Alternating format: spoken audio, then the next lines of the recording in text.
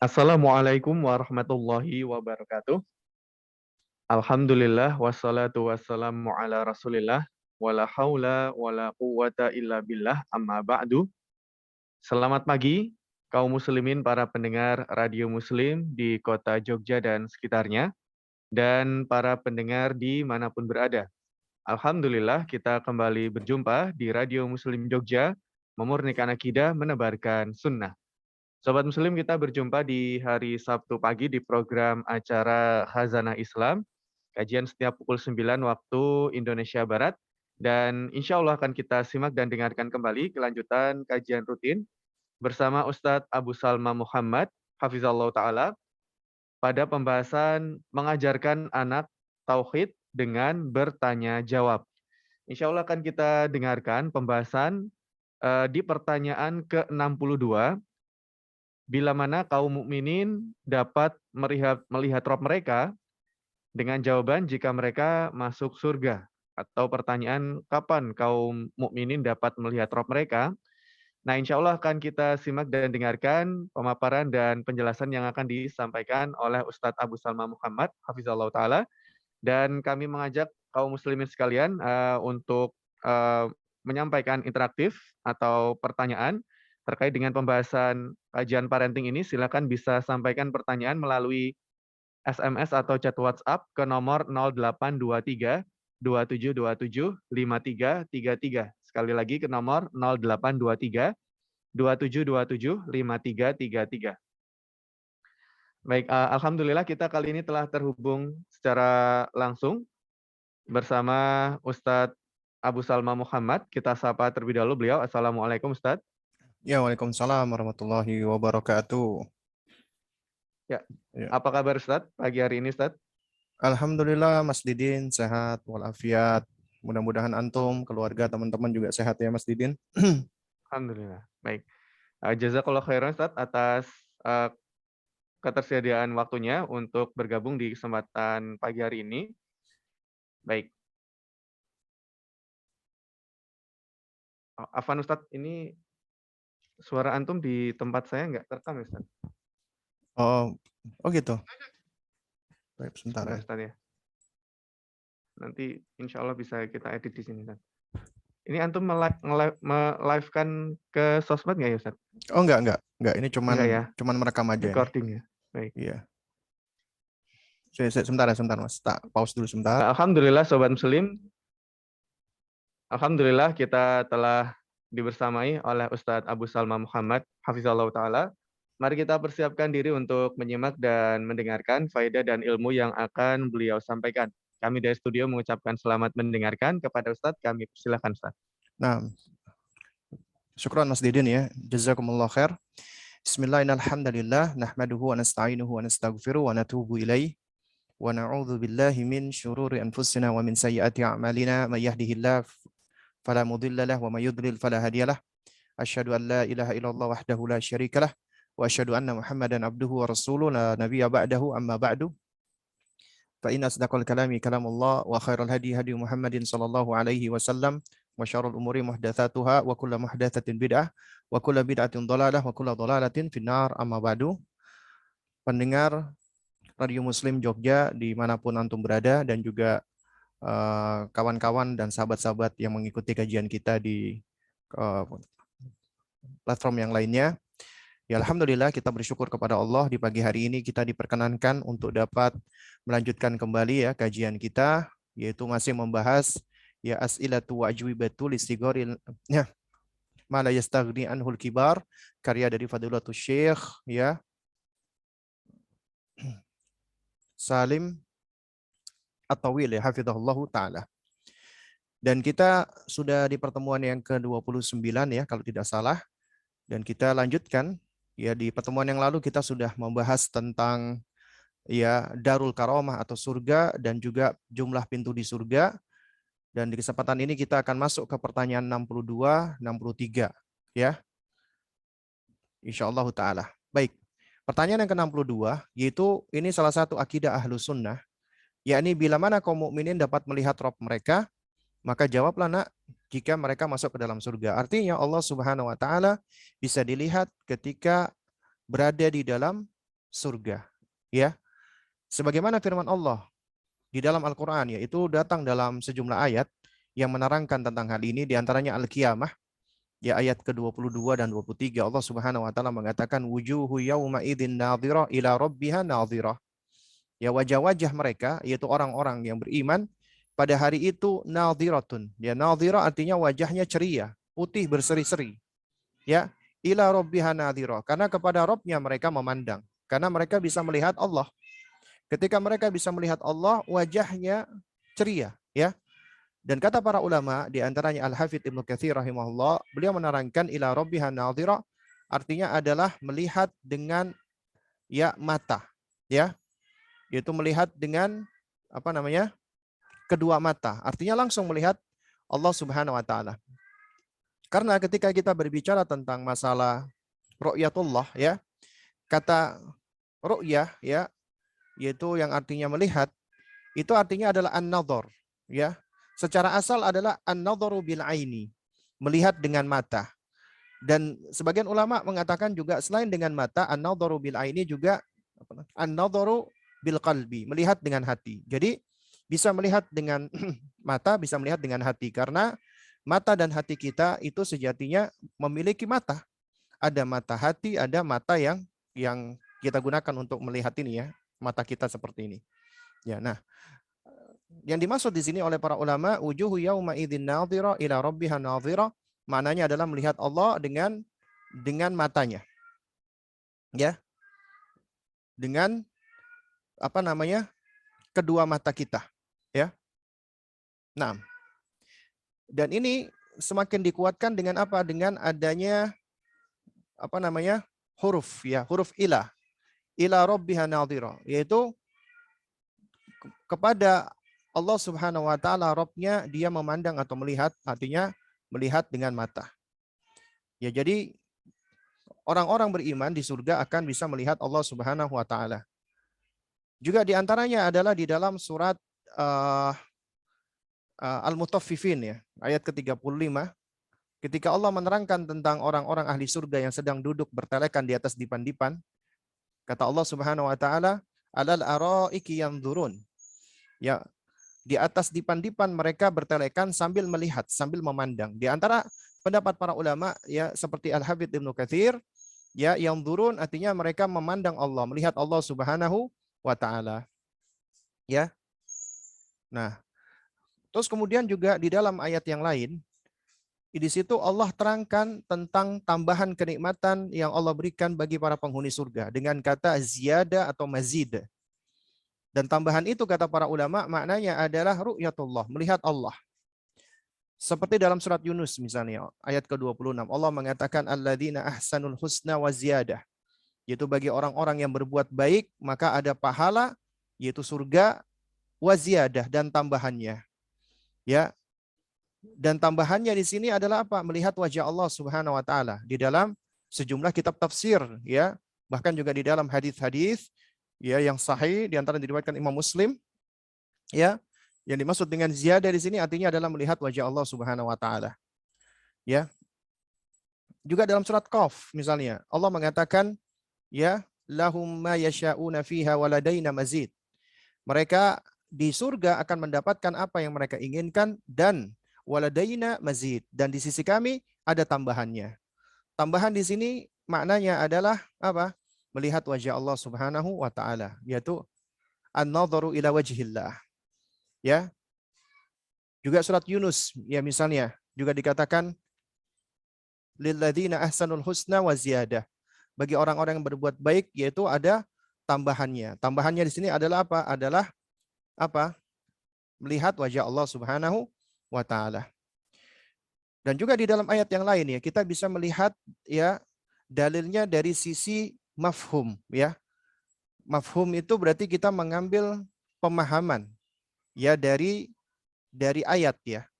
Jadi di dalam ayat itu ada konsekuensi apa namanya pemahaman. Misalnya surat Al-Mutaffifin, ya, ayat 15, ya. Kalla innahum ar-rabbihim yauma idzil lamahjubun. Ya, kata Allah Subhanahu wa taala, kalla, sekali-kali tidak, innahum, sesungguhnya mereka, ar-rabbihim, ya, yaitu dari Rabb mereka, yauma idzin, di hari itu, yaitu di hari kiamat itu, lamahjubun, mereka terhalang. Ya, maksudnya la mahjubun di sini artinya adalah mereka terhalang dari bisa melihat Allah Subhanahu wa taala. Ya. Nah, jadi orang-orang kafir mereka la mahjubun, mereka terhalang dari melihat Allah Subhanahu wa taala. Nah, karena itu makanya jika ditanya ya kapan kita bisa melihat Allah, ketika di surga, ketika seseorang telah masuk ke dalam surga. Dan berkenaan dengan ini ya, ini adalah termasuk akidahnya ahlu sunnah. Bahkan termasuk pokok ya, usul dari akidahnya ahlu sunnah wal jamaah. Ya, yaitu melihat Allah Subhanahu wa taala. Karena juga banyak hadis-hadis Nabi SAW yang sahih yang menerangkan hal ini.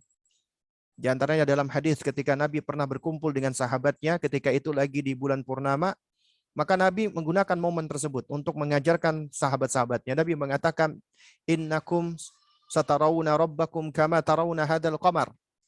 Sesungguhnya kalian akan melihat Allah sebagaimana kalian melihat bulan ini. Ya. Yakni apa maksudnya? La tadhamuna fi ru'yatihi. Kalian tidak harus berdesak-desakan ketika melihatnya. Ya. Nah, jadi di dalam hadis ini Nabi mengatakan kita akan melihat wajah Allah Subhanahu wa taala sebagaimana kita bisa melihat bulan. Bukan artinya Allah disamakan dengan bulan, tidak. Tapi Nabi di sini ingin menggambarkan kepada kita, kalau kita nanti di surga melihat Allah, kita nggak perlu berdesak-desakan sebagaimana kita sekarang bisa melihat bulan tanpa perlu berdesak-desakan, ya. Nah, jemaah sekalian muliakan Allah Subhanahu wa taala, ya. Juga di dalam hadis yang lainnya, hadis Suhaib bin Sinan. Ya, Nabi SAW pernah bersabda, "Idza dakhala ahlul jannatil jannata qala yaqulullah tabaraka wa ta'ala turiduna syai'an azidukum." Fayaquluna ya alam tubayyit wujuhana alam tudkhilna al-jannata wa tunajjina minan nar qala fayukshafu al-hijabu fama utu syai'an ahabba ilaihim minan nadhari ila rabbihim azza wa jalla. Ya.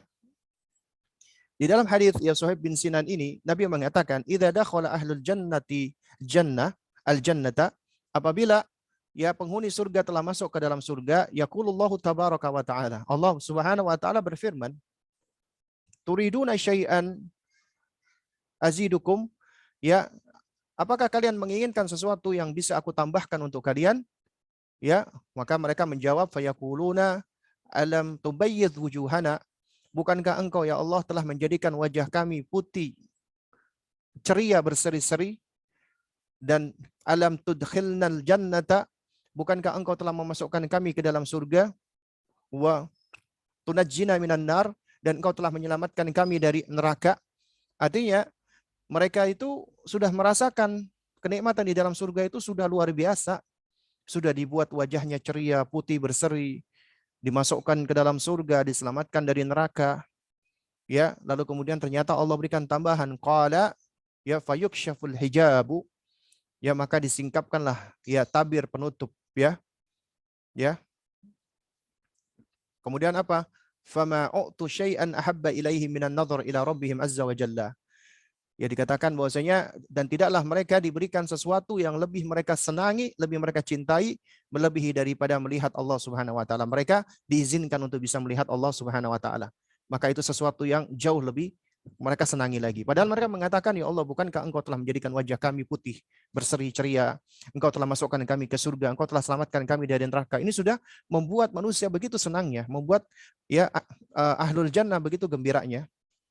Nah, tapi ketika disingkapkan tabir penutup sehingga Allah bisa dilihat, maka melihat Allah Subhanahu wa taala itu adalah sesuatu yang paling membuat mereka gembira, ya.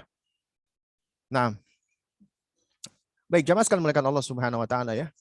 Jadi kalau kita perhatikan sebenarnya tentang masalah melihat Allah Subhanahu wa taala, ini adalah pendapat yang mu'tabar dari ahlu sunnah wal jamaah, ya, dan mereka yang menolak tentang keyakinan ini, yaitu dilihatnya Allah, maka ini adalah pendapatnya ahlul bidah wal ahwa, pengikut bid'ah dan hawa nafsu dari kalangan Mu'tazilah, ya Murji'ah, Syiah, dan sebagian kelompok-kelompok sesat yang lainnya. Nah, Jadi pertanyaan yang ke-62 ini intinya adalah ya, bila mana kaum mukminin dapat melihat Rabb mereka, yaitu ketika telah masuk ke dalam surga. Itu sebagai ziyadah, tambahan nikmat dan nikmat yang paling besar setelah masuk surga. Nah, kemudian pertanyaan ke-63 ya adalah apa nak yang paling banyak menyebabkan orang itu masuk surga?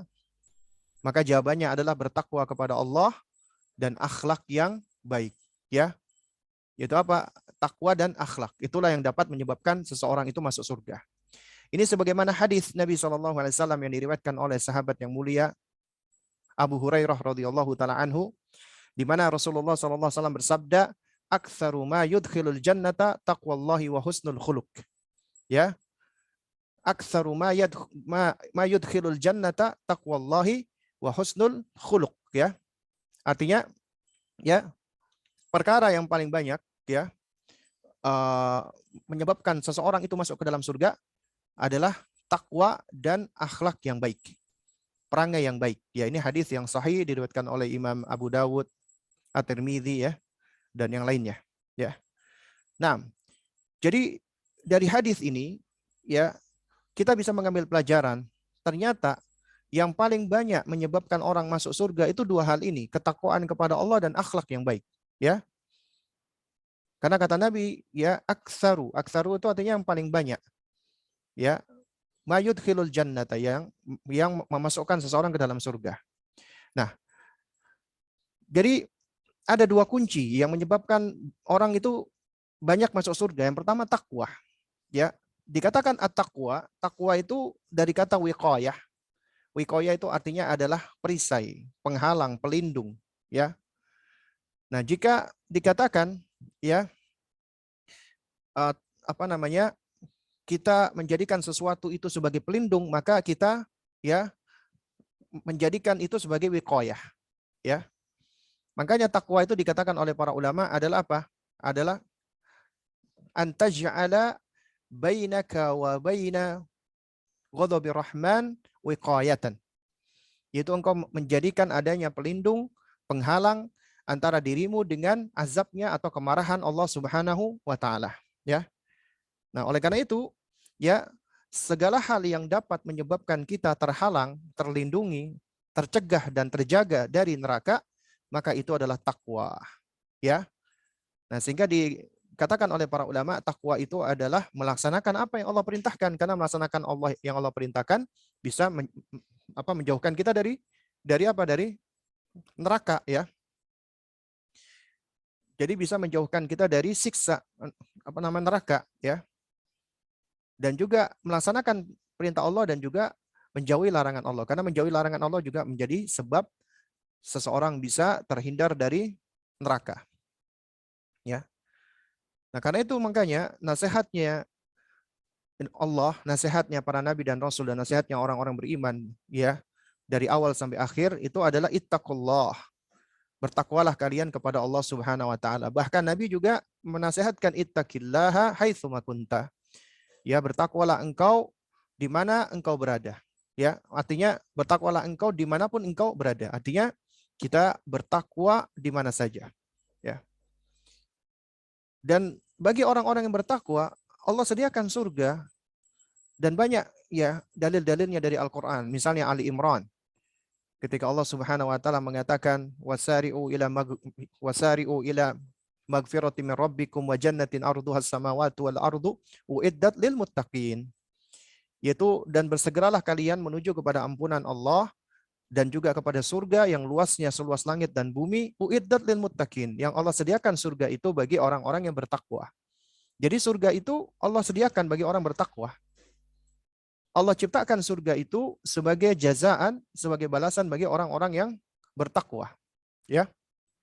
Nah, lalu kemudian bukan hanya takwa yang bisa menyebabkan seseorang itu menyebabkan masuk surga, tapi juga husnul khuluq, akhlak atau perangai yang baik, ya.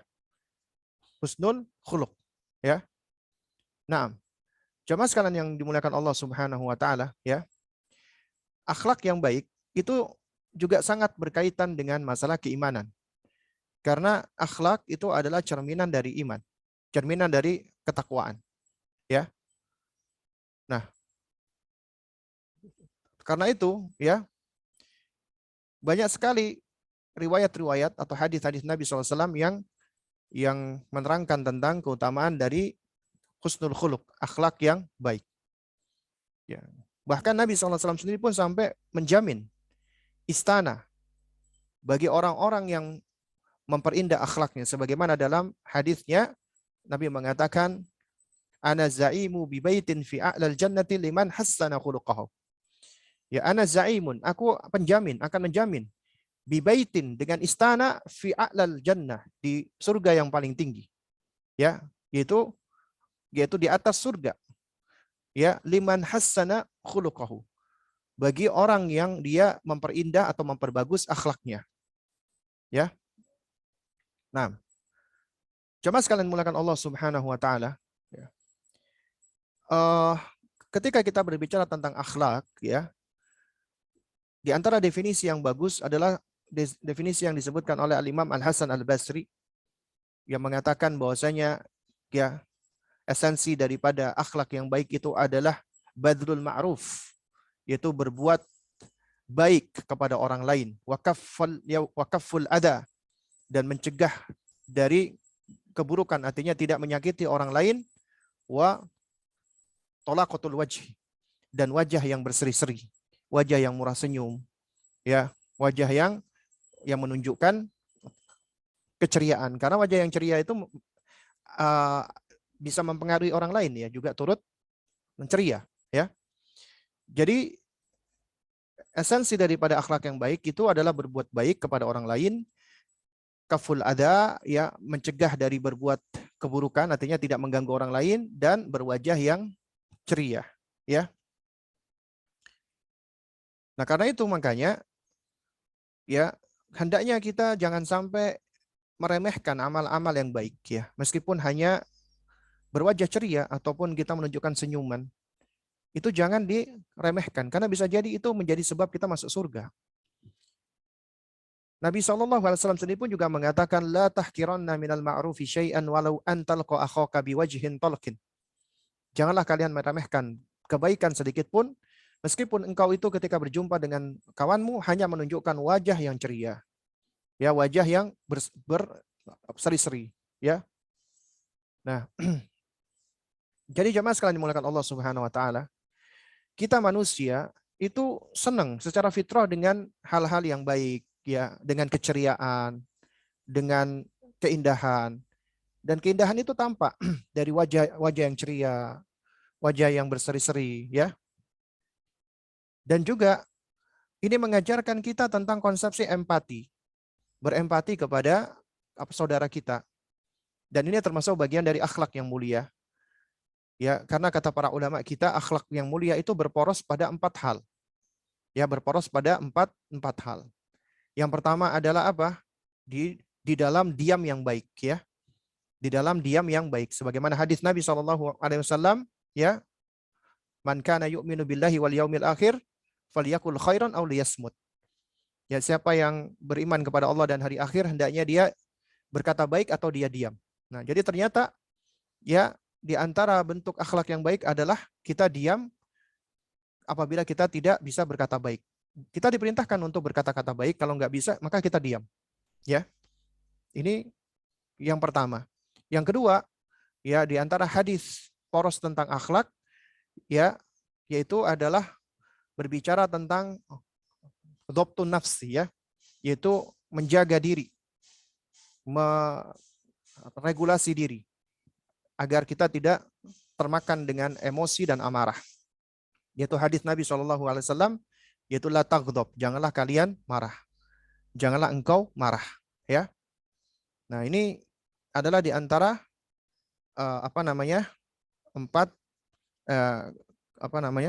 salah satu, ya, dari 4 pilar hadis tentang akhlak, ya.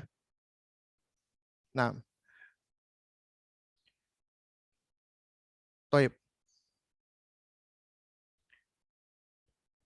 Kemudian yang ketiga, ya, dari dari hadis itu, ya, hadis tentang tentang pilarnya akhlak, ya.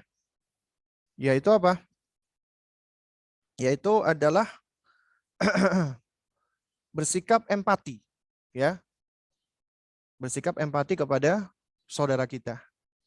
Sebagaimana dalam hadis Nabi SAW, la yu'minu ahadukum hatta yuhibba li akhihi ma yuhibbu li nafsihi. Tidaklah dikatakan beriman salah seorang dari kalian sampai dia mencintai bagi saudaranya sebagaimana yang ia cintai bagi dirinya. Ya, jadi apabila kita menginginkan kebaikan untuk diri kita, maka seharusnya kita juga senang, bahagia apabila orang lain mendapatkan kebahagiaan yang kita inginkan tersebut. Ya, karena apabila ada orang itu mendapatkan kebaikan, kemudian kita nggak senang, berarti kita ada penyakit hati, kita hasad. Dan seorang mukmin adalah orang yang hatinya bersih dari hasad, dari dengki, dan dia berempati dengan saudaranya. Dia menginginkan kebaikan yang dia inginkan untuk dirinya, dan dia juga tidak menginginkan keburukan apabila keburukan itu ya juga ada pada dirinya, ya. Nah, juga di antara bentuk empati ini adalah sebagaimana kata Nabi SAW, wa an ta'tiya ilan nasi ma tuhibbu an yu'ta ilaika, yaitu engkau mendatangi manusia sebagaimana engkau senang engkau didatangi, atau ya engkau memperlakukan manusia sebagaimana engkau senang diperlakukan seperti itu. Ya. Nah, ini jadi di antara pilar-pilar akhlak yang perlu kita pahami, ya. Karena akhlak itu sendiri tidak terlepas dari yang namanya keimanan, ya. Ya. Karena itu juga ya jemaah sekalian menggunakan Allah Subhanahu wa taala, ya. Ya, suatu hal yang baik ya apabila kita banyak berdoa kepada Allah, meminta kepada Allah agar Allah memberikan kepada kita akhlak yang baik. Ya, di antaranya dengan berdoa, Allahumma hdini li ahsanil akhlaqi la yahdi li ahsaniha illa anta. Wasrif anni sayyi'aha la yasrifu anni sayyi'aha illa anta. Ya Allah, ihdini, tunjukkanlah kepadaku li ahsanil akhlaq, yaitu kepada akhlak yang paling baik. La yahdi li ahsaniha illa anta. Tidak ada yang bisa menunjuki kepada akhlak yang terbaik tadi kecuali engkau. Wasrif anni sayyi'aha, dan palingkan aku dari kejelekannya, kejelekan akhlak. La yasrifu anni sayyi'aha illa anta, dan tidak ada yang bisa memalingkan akhlak yang jelek itu kecuali engkau, ya. Jadi kita juga banyak berdoa kepada Allah Subhanahu wa taala. Nah, jadi ini adalah perkara penting yang perlu kita perhatikan dan kita ajarkan kepada anak kita, bahwa yang paling banyak menyebabkan manusia itu masuk surga adalah at-taqwa atau taqwallah wa husnul khuluq, ya. Nah, kemudian kita lanjutkan di pertanyaan yang ke-64, kita berbicara tentang neraka, ya, 64 65, ya. Jadi insya Allah di kesempatan ini kita bahas sampai pertanyaan ke-65. Itu pertanyaan yang ke-64, ya. Ini setelah kita berbicara tentang surga yang merupakan thawab, ya, yang merupakan reward, balasan, hadiah dari Allah Subhanahu wa taala bagi mereka-mereka yang bertakwa, bagi mereka yang taat kepada Allah, maka berikutnya kita perlu mengajarkan tentang ya neraka. Ya. Di pertanyaan yang ke-64 kita tanyakan apa yang dimaksud dengan darul adzab wal muhanah, negeri siksaan dan kesengsaraan. Jadi ada negeri yang berisi tentang siksaan-siksaan dan kesengsaraan. Karena siapa yang masuk ke dalamnya pasti akan sengsara. Pasti akan merugi. Dan tidak ada kerugian yang paling besar kecuali kerugian ketika seseorang telah dimasukkan ke dalam jahannam wal-iyadzubillah. Ya. Nah, maka jawabannya adalah neraka. Neraka itu adalah darul azab wal muhanah. Tempat siksaan dan tempat kesengsaraan. Jadi kita perlu ajarkan kepada anak kita. Ya, bahwasanya ada tempat-tempat yang mengerikan, penuh dengan siksaan dan kesengsaraan, agar anak-anak kita takut. Takut dengan neraka, takut dari azabnya Allah, takut dari kemarahan Allah, takut dari menyelisihi Allah. Dan al-khauf itu adalah bagian dari yang bisa menggerakkan kita agar bertakwa kepada Allah dan beramal saleh, dan kita menjauh dari larangan-larangan Allah Subhanahu wa taala. Kemudian sebagaimana tadi sebelumnya, pertanyaan-pertanyaan sebelumnya, setelah berbicara tentang surga, di surga itu ada 8 pintu. Maka demikian pula di neraka ada pintu. Berapakah jumlah pintu neraka, Nak? Maka jawablah ada 7 pintu. Jadi pintu neraka bukan hanya satu. Di antara dalilnya adalah misal hadis tentang keutamaan bulan Ramadan. Ya, dikatakan ya, idza jaa Ramadan futihat abwabul jannati wa ghulliqat abwabun nar. Apabila datang bulan Ramadan, maka futihat abwabul jannah. Pintu-pintu surga itu dibuka. Nah, dikatakan abwab. Abwab itu jamak, bentuk plural dari kata bab, pintu. Pintu-pintu surga artinya pintunya tidak hanya satu. Ya. Demikian pula pintu neraka dikatakan wa ghuliqat abwabun nar. Ditutup pula pintu-pintu neraka. Pintu neraka disebut dalam bentuk apa? Jamak, ya, dalam bentuk apa namanya? Plural, tidak hanya satu. Ya. Kemudian juga di dalam Al-Qur'an surat Al-Hijr misalnya, Allah mengatakan wa inna jahannama limau'idi ya wa inna jahannama limau'idihum ajma'in. Ya. Wa inna jahannama limau'iduhum ajma'in. Dan sesungguhnya jahanam itu adalah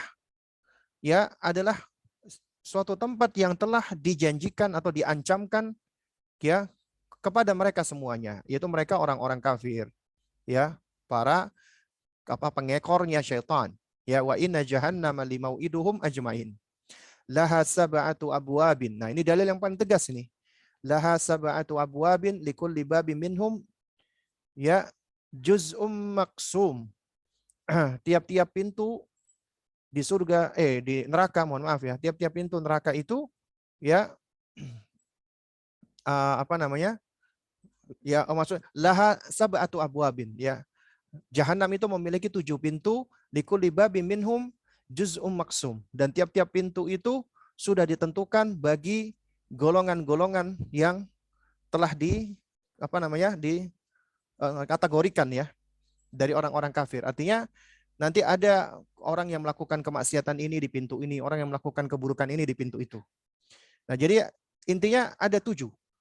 Nah, ini kita wajib mengimani karena disebutkan jumlahnya 7. Kita imani secara ijmalan, global.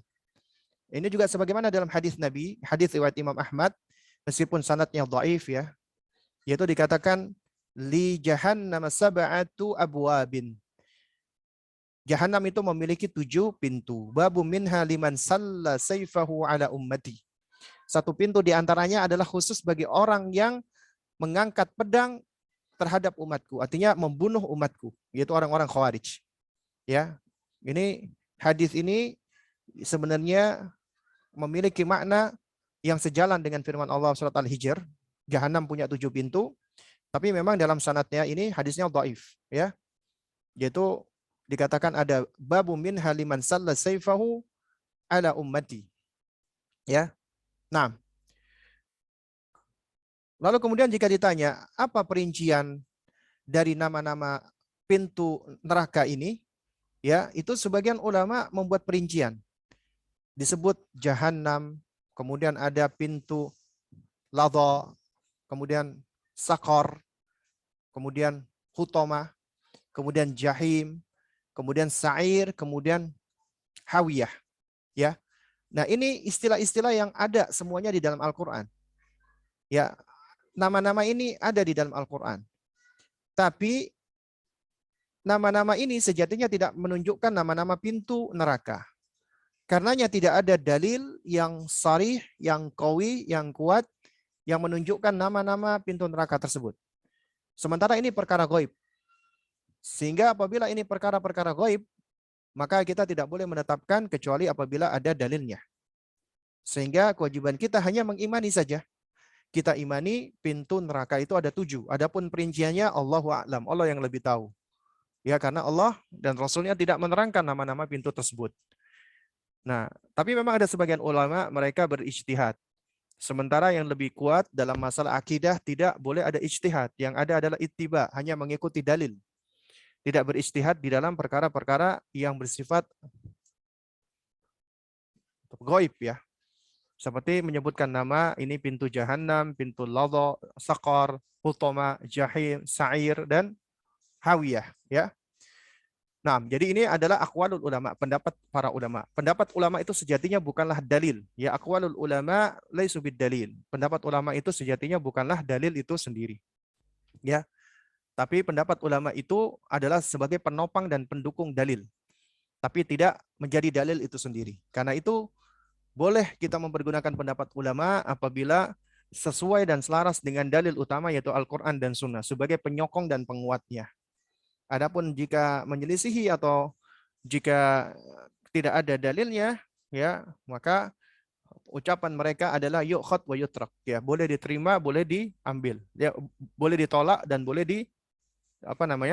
terima, ya untuk pendapatnya para ulama. Nah, jadi jamaah sekalian muliakan Allah Subhanahu wa taala, ya.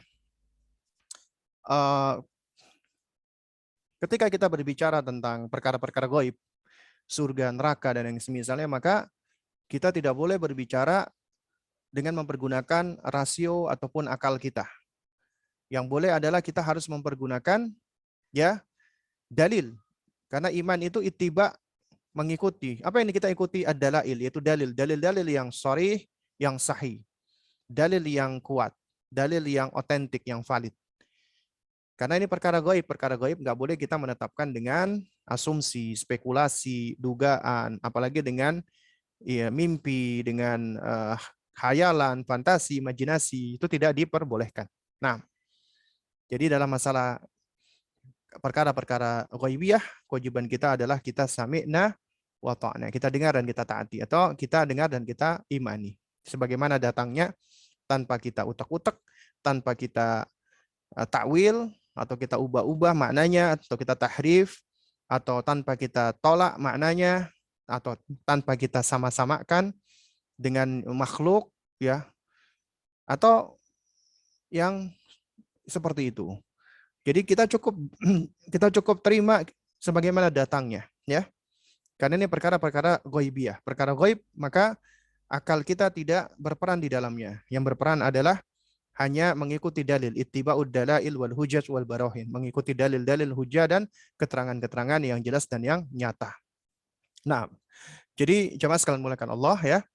Di kesempatan ini kita telah membahas, ya, yaitu ada 4 pertanyaan, dan ini adalah berkaitan dengan masalah akidah, yaitu tentang pertama adalah ru'yatullah, melihat Allah Subhanahu wa taala.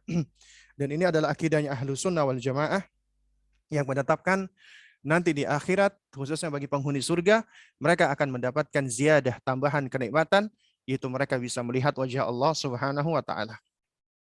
Lalu kemudian, ya, kita juga sudah belajar, ya, ada 2 amalan yang paling banyak, ya, yang dikatakan paling banyak menjadi penyebab orang itu masuk surga, yaitu taqwallah wa husnul khuluq, ya, bertakwa kepada Allah dan berperangai atau berakhlak yang baik. Kemudian juga di poin berikutnya kita belajar tentang jahanam, tentang neraka yang merupakan darul azab wal muhanah, negeri penuh dengan siksaan dan kesengsaraan. Karena siapa yang masuk ke dalam neraka, maka dia akan sengsara karena isinya penuh dengan siksa. Ya. Kemudian di bahasan terakhir kita berbicara tentang jumlah pintu neraka. Nah, insya Allah di pertemuan berikutnya kita akan bicara tentang ihsan, ya. Apa ihsan itu? Ya, karena ini ditulis oleh Syekh Salim bin Sa'ad At-Tawil hafizahullah, berkaitan dengan iman, Islam, iman dan ihsan, itu berurutan sebagaimana hadis Jibril alaihissalam ketika datang menemui Rasulullah Shallallahu alaihi wasallam. Jadi insyaallah di pertemuan berikutnya kita akan berbicara tentang ihsan. Nah, baik Mas Didin, ini mungkin yang bisa disampaikan di kesempatan di pagi hari ini. Ya, mungkin kalau ada pertanyaan Mas Didin, baik pertanyaan yang hari ini masuk atau yang kemarin yang belum terjawab, ya yang bisa saya jawab mungkin akan saya usahakan bisa menjawab. Namun yang tidak bisa dijawab, yang harap dimaklumi. Nah, Baik Ustadz, jazakallahu khairan Ustadz atas materi yang telah disampaikan. Ada beberapa pertanyaan Ustadz, dan sebelumnya kami ingatkan para pendengar, Sobat Muslim, silakan bisa sampaikan pertanyaan melalui pesan singkat SMS atau chat WhatsApp ke nomor 0823 2727 5333. Kita bacakan pertanyaan pertama Ustadz. Assalamualaikum Ustadz. Waalaikumsalam warahmatullahi wabarakatuh. Ustadz, bagaimana membentengi anak dari paham pluralisme yang terlanjur kita sekolahkan di sekolah negeri yang mana berkumpul dengan guru dan anak beragama lain dan beda pemahaman, terutama menjelang Hari Raya Nasrani di bulan Desember. Mohon nasihatnya, Ustaz. Nah, baik. Jadi yang perlu kita pahami bersama, ya, pluralisme itu ada dua sisi, ya. Ada dua sisi pluralisme, ya, yaitu pluralisme yang sifatnya adalah, ya, yang berkaitan dengan sunnah kauniyah Allah, yaitu seperti misalnya warna kulit, ya, atau ras, suku, bangsa, itu termasuk bagian dari plural, ya. Karena Allah menciptakan, ya, makhluknya itu berbangsa-bangsa dan bersuku-suku, dita'arufu untuk saling mengenal, ya. Jadi ini adalah sisi pluralisme yang pertama, yang berkaitan dengan suku, dengan bangsa, dengan warna kulit, ya, dan yang semisal itu, ya. Maka ini adalah pluralisme yang sifatnya mubah, boleh, ya. Maksudnya ini memang ya suatu hal yang memang Allah ciptakan gitu loh, agar kita saling mengenal. Dan Allah tidak melihat kemuliaan seseorang itu dari sukunya, dari bangsanya, dari warna kulitnya, dari tubuhnya, dari rupanya, dari fisiknya, tidak. Makanya dikatakan innallaha la yanzuru ila suwarikum wala amwalikum. Allah tidak melihat kepada rupa-rupa kalian dan tidak pula melihat dari apa? Dari harta-harta kalian atau apa? Dan juga tidak melihat dari ajsamikum, dari jasmani-jasmani kalian. Walakinallaha yanzuru ila apa? Qulubikum. Akan tetapi Allah Subhanahu wa taala melihat kepada hati-hati kalian. Ya, wa ila a'malikum, dan kepada amalan-amalan kalian. Itu yang dilihat oleh Allah. Makanya kemuliaan seseorang tidak dilihat dari ras, dari suku, ya, dari bangsa, dari warna kulit, dari jasmani, dari tubuh, tidak. Ya, tapi dilihat dari ketakwaannya. Makanya dikatakan inna akramakum indallahi atqakum. Sesungguhnya yang paling mulia di sisi Allah itu adalah yang paling bertakwa. Ya, jadi Islam itu sejatinya adalah agama yang adil, agama yang mulia, agama yang tidak memandang pluralisme, ya. Bahkan agama yang menghargai pluralisme sesuai dengan makna yang sebenarnya dari kata itu. Itu pluralisme makna yang pertama. Adapun pluralisme makna yang kedua, yaitu pluralisme yang kebablasan, ya, yaitu pluralisme yang mengajak kepada seseorang untuk bertoleransi secara kebablasan, ya. Kita memang diajarkan untuk bertoleransi, bertasamuh, ya, untuk saling tolong menolong dalam kebaikan dan ketakwaan, tidak di dalam perbuatan keburukan dan permusuhan. Tapi ada di situ yang kebablasan. Dikatakan kebablasan karena sudah berkaitan dengan ranah akidah, i'tiqad, yakni pluralisme dalam hal akidah, keyakinan. Kita Islam, kita, ya, mengakui bahwasanya memang manusia itu punya keyakinan berbeda-beda. Mereka punya pandangan, ideologi, i'tiqad yang berbeda-beda. Ini sunnah kauniyah Allah. Tapi sunnah kauniyah Allah itu tidak menyebabkan kita berpendapat bahwa semua keyakinan yang ada itu benar. Ya, kita membenarkan keyakinan-keyakinan mereka dengan alasan bahwasanya semuanya mengajak kepada kebaikan.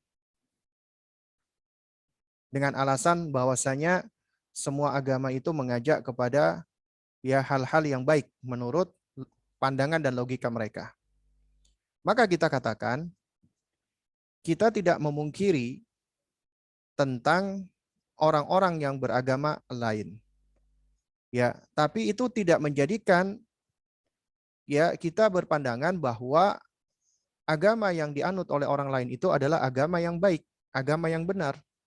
Kalau itu agama mereka baik dan benar, kenapa kita tidak menganut agama tersebut? Kalau kita katakan semua agama itu baik dan benar, maka boleh jadi seseorang itu dia bisa berpindah-pindah agama. Padahal setiap agama itu punya keyakinan yang berbeda-beda. Hari ini menyembah Allah, besok menyembah ini, besoknya menyembah itu. Tentunya ini suatu hal yang sangat aneh sekali, ya kan? Karena yang namanya kebenaran al-haq pasti selainnya adalah batil, ya. Karena itu seorang muslim wajib untuk meyakini akan keislamannya. Islamlah yang benar, yang hak. Ini hak asasi dan ini fitrahnya manusia. Ya, adapun selain Islam, maka kita katakan agamanya keliru, batil, tidak benar.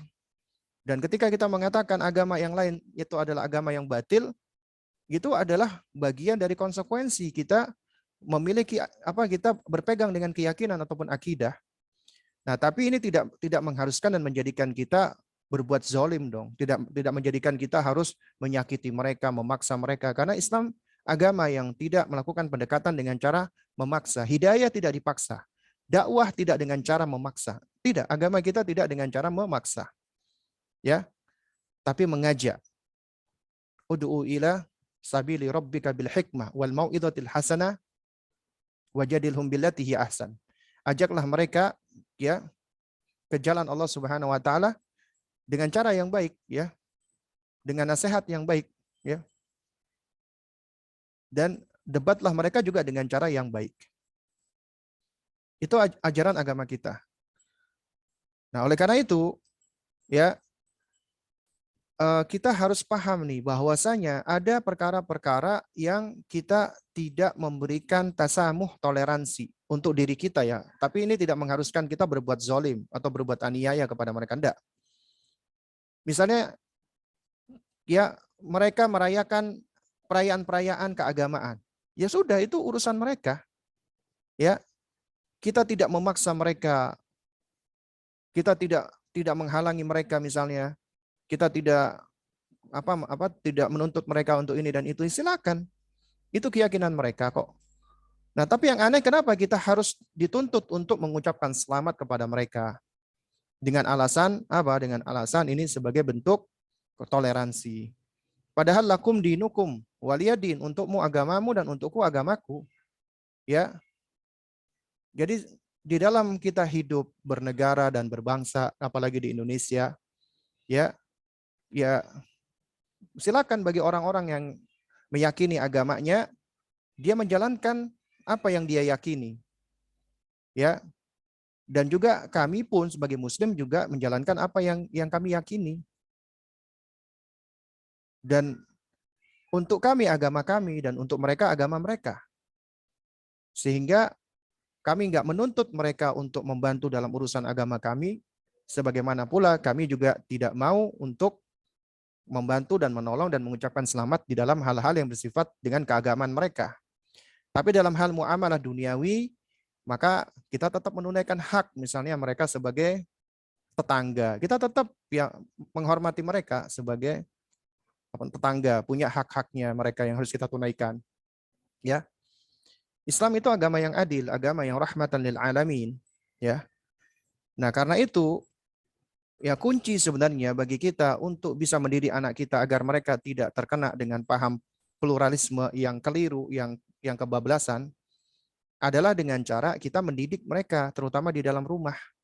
Pendidikan yang seutuhnya dan yang sebenarnya untuk membangun imunitas mereka dari keburukan-keburukan. Ya. Karena yang namanya Islam itu adalah al-istislamu lillahi bitauhid. Kita memasrahkan diri kita kepada Allah dengan cara mentauhidkannya, wal inqiyadu lahu bita'ah, dan kita tunduk kepada Allah dengan cara menaati Allah. Wal bara'atu minasyirki wa ahlihi, dan kita berlepas diri, kita bara' dari orang-orang, dari kesyirikan dan pelakunya, dari kekufuran dan pelakunya. Kita berlepas diri, kita nggak mau ikut-ikutan, karena yang kita yakini kekufuran, kesyirikan itu adalah ya suatu hal yang termasuk kezaliman yang paling besar, dan kita tidak ingin ikut-ikutan di dalam kezaliman yang besar. Nah, karena itu kita berkewajiban untuk berdakwah dengan cara yang baik, mendakwai mereka, mengajak mereka kepada Islam. Ya, mengajak mereka kepada Islam itu merupakan wujud kepedulian kita dan kecintaan kita kepada mereka agar mereka mendapatkan hidayah sebagaimana hidayah itu ya sampai kepada kita. Agar mereka juga mendapatkan hidayah Islam. Nah, dan ini bukan artinya kita melakukan paksaan-paksaan, kita melakukan ancaman-ancaman, tidak, karena beragama tidak dengan cara paksaan ataupun ancaman-ancaman. Dakwah pun juga demikian. Tapi dakwah dengan ilmiah, dengan ilmu, dengan hikmah, ya, dengan argumentasi yang nyata, itulah dakwah, ya. Nah, oleh karena itu makanya ya mereka orang-orang yang belajar memiliki akidah yang kuat, tauhidnya lurus, maka mereka akan menjadi orang yang sudah memiliki imunitas dari segala bentuk syubhat-syubhat, termasuk dari keyakinan pluralisme yang keliru atau yang menyimpang atau yang kebablasan. Ya. Jadi pluralisme yang kebablasan, maka ini tentunya adalah suatu hal yang kita harus barok darinya, berlepas diri darinya. Nah, karena itu kuncinya kita ajarkan kepada anak kita akidah tauhid yang benar. Kita pun juga harus belajar punya ilmu supaya kita bisa menfilter ya mana yang boleh dan mana yang tidak, mana yang masih dikategorikan kita boleh bertoleransi dan mana yang dikategorikan kita nggak boleh lagi bertoleransi, ya, dan yang seperti itu. Nah, wallahu taala alam bisawab. Baik Ustadz, jazakallahu khairan atas jawaban dan penjelasannya. Kami ingatkan kembali bagi para pendengar yang ingin menyampaikan pertanyaan, silakan bisa sampaikan ke nomor 0823 2727 5333. Baik Ustadz, kita bacakan lagi pertanyaan selanjutnya. Assalamualaikum warahmatullahi wabarakatuh. Waalaikumsalam. Barakallahu fikum untuk Ustadz Abu Salma dan tim Radio Muslim Jogja. Amin wa fikum barakallah. Pertanyaan, bagaimana menjelaskan hadis kepada anak SD kelas 5 berusia 10 tahun mengenai perintah sholat yang awalnya 50 kali lalu diringankan sampai 5 kali karena anak ini sekolah di sekolah umum dan guru agama di sekolah bilang hadis tersebut palsu dengan argumen tidak mungkin manusia bernegosiasi dengan Tuhan. Bagaimana caranya menjelaskan yang seharusnya kepada anak, Ustadz? Jazakumullahu khairan. Tayyib ya, wa jazakallah khairan. Nah, ini pentingnya peran orang tua ya. Peran orang tua di dalam melakukan pendidikan kepada anak. Di antaranya adalah harus menyeleksi guru buat anak-anaknya, termasuk sekolah. Ya, misalnya memang kita nggak bisa memungkiri ya, misalnya kondisi anak kita harus sekolah di tempat yang dekat, dan tempat yang dekat itu adalah misalnya sekolahnya entah negeri atau swasta. Tapi ternyata diajarkan oleh gurunya dengan pemahaman-pemahaman yang ternyata nggak benar. Maka itu tugas kita sebagai orang tua untuk membangun filter, ya, untuk membangun ya perisai anak kita dari berbagai macam syubhat. Nah, oleh karena itu tempat pendidikan yang utama dan pertama buat anak kita adalah di dalam rumah. Sementara sekolah itu adalah mitra kita untuk memberikan sesuatu yang tidak bisa atau belum bisa kita sampaikan atau kita berikan. Misalnya dalam pelajaran-pelajaran matematika lah, fisika, oke lah, itu mungkin kita bisa serahkan kepada orang-orang yang memang memiliki kapabilitas di dalamnya. Tapi kalau dalam masalah akidah, dalam masalah agama, apalagi yang berkaitan dengan masalah prinsip, maka itu tugas kita, tanggung jawab kita untuk mendidik mereka. Enggak boleh kita serahkan kecuali kepada guru yang memang benar-benar kita meyakini akidahnya benar, akidahnya lurus, manhajnya benar, akhlaknya juga baik ya. Jadi harus kita seleksi.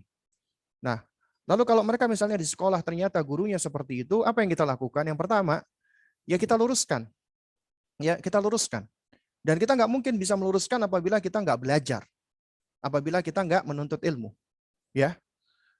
Dan seorang muslim itu harus bersikap ilmiah, kritis dan ilmiah.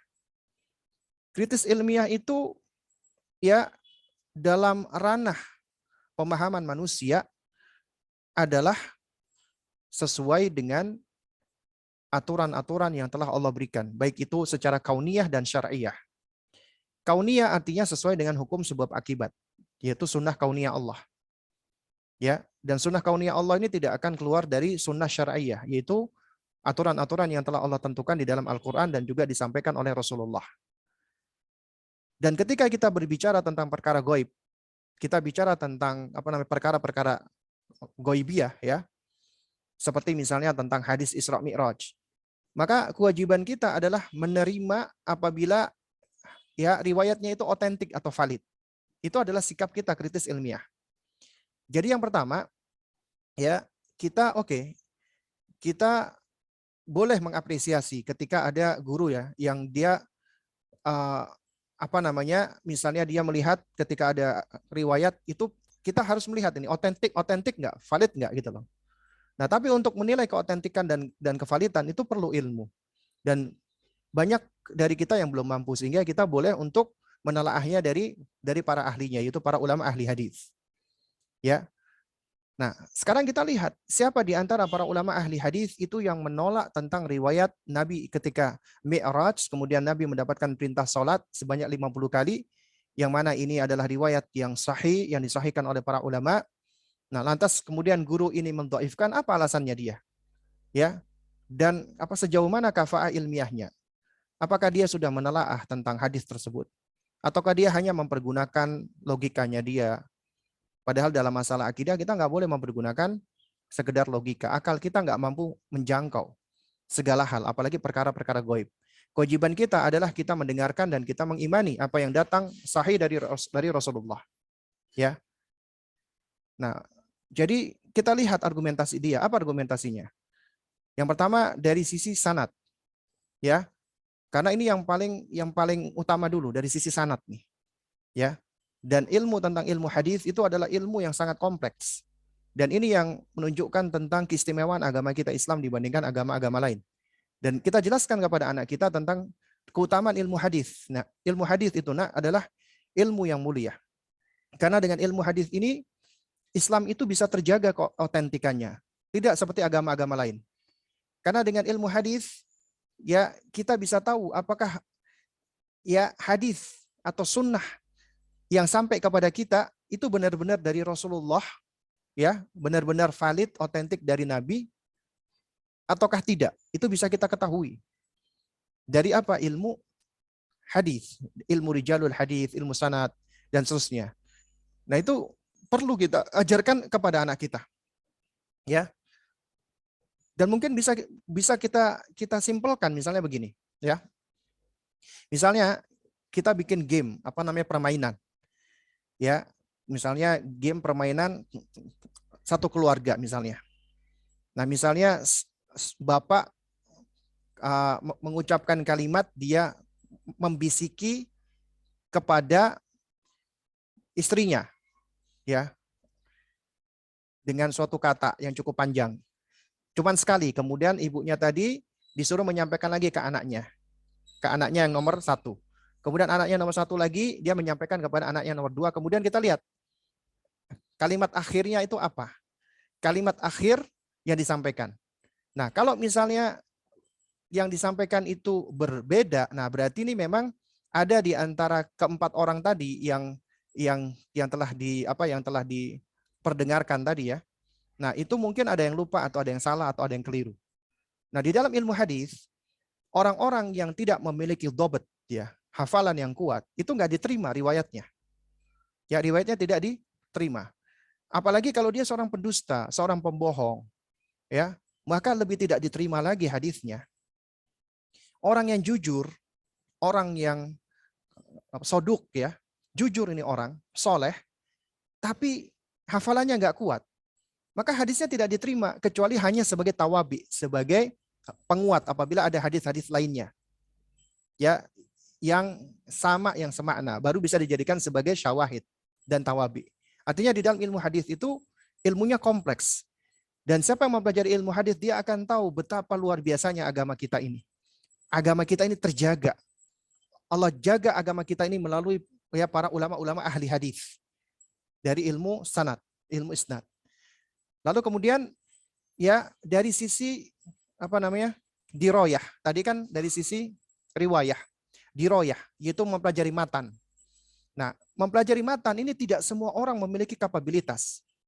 Kenapa? Karena nggak bisa orang itu berbicara tentang matan hadis hanya dari akalnya. Sekarang akalnya siapa? Sementara akalnya tiap orang itu relatif berbeda-beda. Akalnya manusia itu relatif. Dan tidak bisa menjangkau segalanya, tidak bisa menjangkau semuanya. Yang kita ikuti akalnya siapa ini? Sehingga dalam menilai hadis kita nggak bisa hanya melihat dari satu sisi matan saja, dianggap matanya tidak masuk akal. Mungkin menurut ente nggak masuk akal, tapi menurut yang lainnya bisa jadi masuk akal. Nah, oleh karena itu apabila ada guru mengatakan hadis itu adalah hadis palsu, mengatakan palsu, harus ada bukti ilmiahnya.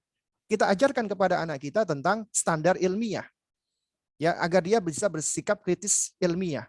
Artinya tidak take it for granted, nggak cuma menerima begitu saja, apalagi dari gurunya. Kita ajarkan kepada anak kita apa argumentasinya, Pak, Bu. Ya, guru agamanya mengatakan hadisnya palsu. Kenapa? Tanya, argumentasinya apa? Ya, bagaimana penjelasannya dia? Secara ilmu diroyah. Kalau dia nggak bisa memberikan penjelasan ilmu diroyah secara sanad, kemudian dia langsung mengatakan matannya, nggak mungkin dong orang itu bernegosiasi dengan Allah. Berarti dia sudah pakai apa? Logika. Logikanya dia, rasionya dia mengatakan nggak mungkin bernegosiasi dengan Allah. Nah, pertanyaannya, nggak mungkin menurut siapa? Kalau mengatakan mungkin dan nggak mungkin, itu subjektivitas. Artinya, kalau seandainya semua dengan cara seperti ini, agama ini rusak. Rusak agama ini. Karena bisa jadi kalau dengan faktor subjektivitas, orang berbicara agama dengan subjektivitas, 5 orang datang berdiskusi agama, akan punya 5 pendapat yang berbeda-beda. Alhamdulillah, agama kita adalah agama yang mulia. Agama yang terjaga. 5 orang datang berdiskusi tentang agama, apalagi masalah akidah, ya. Jika dia seorang muslim dan mukmin yang ilmiah, yang kritis, maka semuanya akan berpendapat dengan pendapat yang sama, yaitu dikembalikan kepada Al-Qur'an dan Sunnah. Dan apabila itu memang otentik dari Nabi, maka kewajiban kita adalah kita menerima apa yang Nabi SAW sampaikan. Nggak layak bagi kita meragukan apa yang Nabi SAW sampaikan. Kalau dikatakan misalnya, kok Nabi bernegosiasi, ya, sekarang kita katakan siapa ulama yang mengatakan Nabi bernegosiasi? Tanyakan kepada guru tersebut, siapa ulama? Kita tanyakan kepada anak kita, siapa yang mengatakan? Ulama siapa ini? Yang mengatakan Nabi bernegosiasi dengan Allah. Ya. Yang ada riwayatnya adalah Rasulullah diberikan perintah 50, kemudian Nabi turun ketemu Nabi Musa alaihissalam, diberikan pertimbangan oleh Nabi Musa untuk menguranginya. Dan ini menunjukkan sifat rahmah, rahim para nabi. Dan Allah Subhanahu wa taala ketika melakukan hal ini, itu sebenarnya bagian dari ujian. Karena kaidahnya adalah Allahu ya la yus'al wa hum yus'alun. Allah tidak ditanya, tapi mereka yang ditanya. Artinya ketika Allah menentukan sesuatu, ya, atas apa yang dia lakukan, ya, maka sejatinya Allah itu tidak ditanya. Artinya ketika Allah memberikan perintah sholat, maka Allah sudah menentukan, dan Allah juga menentukan Rasulullah itu pasti akan kembali. Rasulullah pasti akan kembali kepada Allah karena Allah ingin menunjukkan ya hikmahnya, hingga akhirnya sholat itu menjadi 5 waktu. Ya, diputuskan 5 waktu. Yang Nabi lakukan ini sebenarnya tidak keluar dari pengetahuan Allah, ilmu Allah, karena Allah Maha mengetahui. Kalau ada yang mengatakan seakan-akan Nabi cuman bernegosiasi, seakan-akan Allah tidak tahu tentang apa yang akan dia putuskan nanti, berarti dia telah menuduh Allah Subhanahu wa taala ini tidak sempurna. Padahal Allah sempurna, pengetahuannya sempurna. Allah tahu bahwasanya nanti juga yang Allah berikan perintah kepada Rasulullah adalah sholat 5 waktu. Tapi Allah ingin uji dulu ini. Di situ ada proses. Supaya proses ini manusia bisa banyak belajar. Bisa mengambil hikmah. Dan itu kewajiban kita. Bukannya kita malah langsung mengatakan, oh ini nggak masuk akal, berarti ini ditolak, ini nggak masuk akal. Akalnya siapa gitu loh. Oleh karena itu kita sebagai orang tua juga harus bersikap kritis, ilmiah, dan berani. Kita katakan kepada anak kita, nah itu pendapat yang nggak benar. Alasannya begini dan begini. Kalau perlu kita datang ke sekolahan, kita menemui guru tersebut. Kita tanya, Pak, argumentasi Bapak apa? Dalam rangka apa? Untuk munasahah, memberikan nasihat. Karena apabila tidak, ini orang bisa mengajarkan kesesatan kepada anak-anak muridnya. Dan itu berbahaya. Dan kewajiban kita, sesuai dengan yang kita mampu, kita harus beramar ma'ruf nahi mungkar. Pendapat dia mungkar, kita ingkari. Ya, tentunya sesuai dengan kapasitas kita, kemampuan kita. Ya, kita boleh ketemu baik-baik. Ya, kita ajak ngobrol. Kita tanya, Pak, Bapak kemarin ngomong begini, apa Pak argumentasinya, alasannya? Kita diskusi ilmiah. Jadi nggak perlu ya sampai marah-marahan ya. Tapi ini bagian dari munasahah, yang memberikan nasihat. Ya. Dan kalau misalnya banyak sekali ya keburukan-keburukan yang mempengaruhi anak kita, maka coba kita telaah lagi, kita tengok lagi apa gunanya kita menyekolahkan anak. Tujuan Anda menyekolahkan anak apa di situ? Kalau toh nanti yang dia dapatkan adalah misalnya banyak keburukannya. Nah, oleh karena itu makanya orang tua yang cerdas, dia berupaya untuk bisa memberikan perlindungan kepada anaknya, artinya pendidikan akidah dan akhlak itu di dalam rumahnya. Nah, sementara hal-hal yang tidak bisa diajarkan, yang belum bisa diajarkan seperti ilmu-ilmu yang lainnya kayak fisika, kimia, matematika, maka biarkan anaknya belajar di situ, ya. Nah, tapi tetap dalam hal akidah kita sebagai orang tua yang membentenginya. Nah, wallahu a'lam bishawab. Baik Ustadz, jazakallahu khairan atas jawaban dan penjelasannya. Mungkin itu pertanyaan terakhir Ustadz di kesempatan kajian kita pagi hari ini. Sebagai penutup, mohon kesimpulan pada pembahasan kita pagi hari ini Ustadz. Silakan Ustadz. Ya, nah, baik. Jadi jangan sekali menggunakan Allah Subhanahu wa taala ya. Jadi di dalam kajian kita pada pagi hari ini ya kita telah membahas ya 4 pertanyaan dari as'ilah wa ajwiba lisigori ma la yastagni anhul kibar, yaitu tanya jawab yang harus diketahui oleh anak-anak, tapi juga orang dewasa perlu mengetahuinya, ya, yaitu kita belajar tentang masalah akidah ahlu sunnah tentang melihat Allah. Artinya bagi para penghuni surga itu ada nikmat yang paling besar, yang lebih besar lagi dari ketika seseorang telah masuk surga, yaitu melihat Allah Subhanahu wa taala.